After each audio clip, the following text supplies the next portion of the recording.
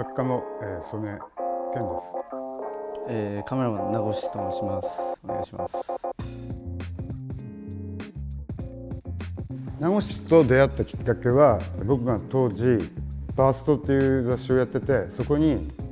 写真の持ち込みをしてくれた時で、自分が大阪で住んでて、全然まだもうどこにも売り込みに行ったような状態がない時に、その大阪からちっちゃい金がなかったんで、公園とかに泊まりながらい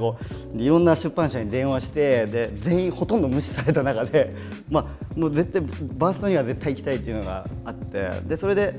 電話したらちょっとすぐに会ってくれるっていうので、それで行ったんですよね。でその時、そのアメリカのその不法占拠スクワッターの人たちの撮影したやつを全部見てもらって、でそしたらいろいろ見てもらった後にいきなり覚えてないかもしれないけど、ポジを20本ぐらい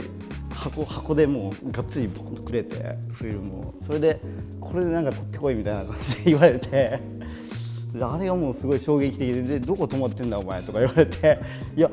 ちょっと公園に泊まっててみたいなこと言ったら、うちに来いよみたいな感じで、そこから何日間か泊まらせてもらったんです、ね。あ、そう、全然そこ覚えてないけど、ポジはやるんだろうな、そういう時はね。写真家の持ち込みなんで、それはすごい数が来てるわけで、それは止めたのはこいつだけだよ。それは俺だって選んでるわけだからさ、いくら人がいいからってさ、知らない人家にまで連れていけないよ。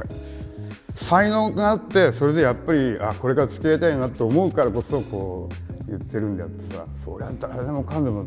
家にさ入れたらさ、えらいことになるもんね。だってほぼ誰も才能ないんだから。写真がそれですごいそのスクワッターを撮ってるっていうところで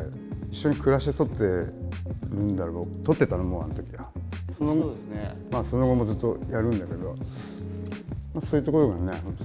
名越がすげえなと思ったところで。16、17ぐらいの時でしたけどね、コンビニとかでやっぱバース見た時にちょっと衝撃的で、やっぱなんだこれみたいな、初めちょっとあって、そういうドキュメンタリーとかすごいやってあって、でちょっとなんとか見てもらえないかなっていうのがすごいあったんで、それで行ったらすごい受け入れてくれるっていうか、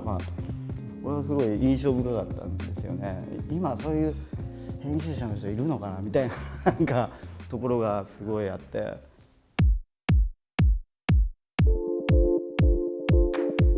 インドに去年行った時に、最近ちょっと自分も現地でコーディネートつけて撮影してたりすることが多かったから、コーディネーターつけると結構スムーズになんやかんやしていくじゃないですか。けどやっぱり自分一人で、昔その時もそうだったし、やっぱ自分で一人で手探りで探して当てていくっていうのがやっぱり結構ね、自分の中でも残るっていうか、写真の思い入れもすごく強くなって、だからずっと一人で行ってたんですよ。でサーカス団ちょっと撮りたいっていうので、ずっとそこに突っ込んでやってたんですけど、金払いとかでうるさいこと言ってくるから、でだんだんサーカス団の後ろの方、会場の後ろの方から忍び込んで勝手にその団員と仲良くなって、テントサイトみたいなのがあるんですけど、そのサーカス小屋の後ろに、でそういうところで一緒にまたね寝泊まりさせてもらいながら撮ってて、あの時に撮れた1枚なんですけど、あの後、そこのボスに蹴り飛ばされて、金のないやつ出てけってインド人に言われてクッソーとか思いながら石とかポンって掘られてうわーって走って逃げて。俺ね、動物で一番好きなのがまずカバなわけで、俺の元スタッフのタトゥーバスの編集長川崎美穂っていうのが「何ですかカバなんて」って言った時に「俺もカバ好きなんだよ」って言ってくれて、でやっぱ男の子同士だなみたいな、それで水陸両用で水陸両用っていうところがすごいだろう、まずね。でなんだっけ、時速60キロ45キロ、それで陸上でかなうものなしみたいなさ、すごい強いんだよね。それがさペインティングされてさ、聞いたら1日3回口開くだけなんだって。サーカスのそのメイン、そのサーカス団のメインのあれがカバの口開けるだけなんですけど、でそれまで1日3回公演あって、でカバがこう時間が来たらね、その泥沼みたいななんかそこからねこうピシピシ叩かれながら早く出てこいってカバのそのそ出てくるんですよ。でなんか何すんのかなってカバって思ってたら、なんかその一番メインのステージにパッ立った瞬間にカバがいきなりカパって口開けたんですよ。でおーってなってみんなうわーってでカパって閉めてこうまたピシピシ叩かれながら戻ってくるんですよね。それを1日3回やってるんですよね。けどね、こいつ死ぬまで1日3回口を開けて死んでいくんやと思ったらすごいなんか愛おしくなっていいで、そのカバだってなんかその前サーカス団員をなんかこ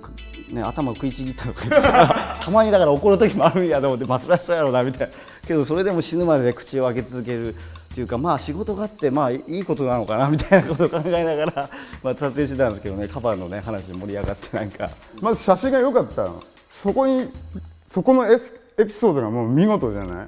1日3回口開けるだけっていうさ、そのピシピシ叩かれて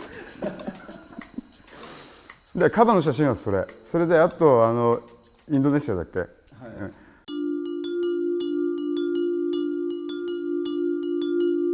ブルーファイヤーって火山の噴火口が活火山の場所があって、まあ、そこの、硫黄が燃えて、まあ、ブルーに光ってる場所があるんですけど、そこに行って、まあ、そこでまた硫黄を採取してるこう労働者の人たちがいっぱいいて、まあ、その人たちをこうずっとまあ、今年の、ニューイヤーの時だったんで、まあ、そうですね1ヶ月ぐらい行ってて、でその時にまあ撮った一枚ですね。まあ見て分かるようになんか60年代のさ SF なんか火星のなんかね世界みたいな SF 映画の中の一枚みたいですげえかっこいいなと思ったし、まあ、名越とそういうふうにコラボレーションやるっていうのはもちろん初めてだよね。でいやずっとコラボレーションやってたよ。つまり俺が編集者で名越が実作者であるってこと。でも今回は俺も実作者であるっていうことだったんで、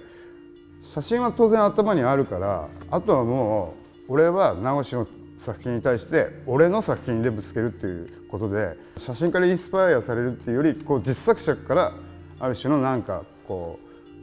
うねパワーをインスパイアされて、こっちもそれに対抗できるだけの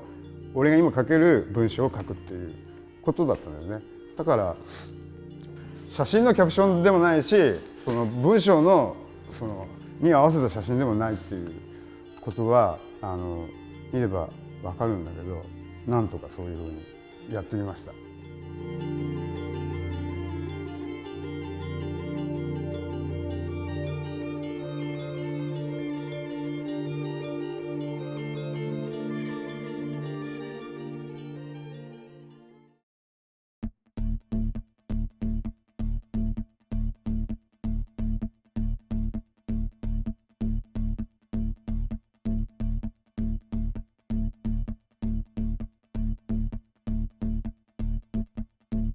この文章と一緒にその僕の写真集が一緒に並んだ時に、あ、これ負けるかなと思って、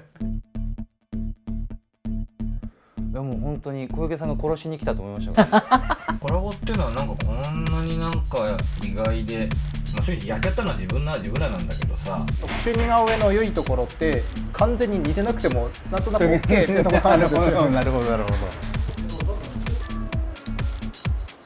基本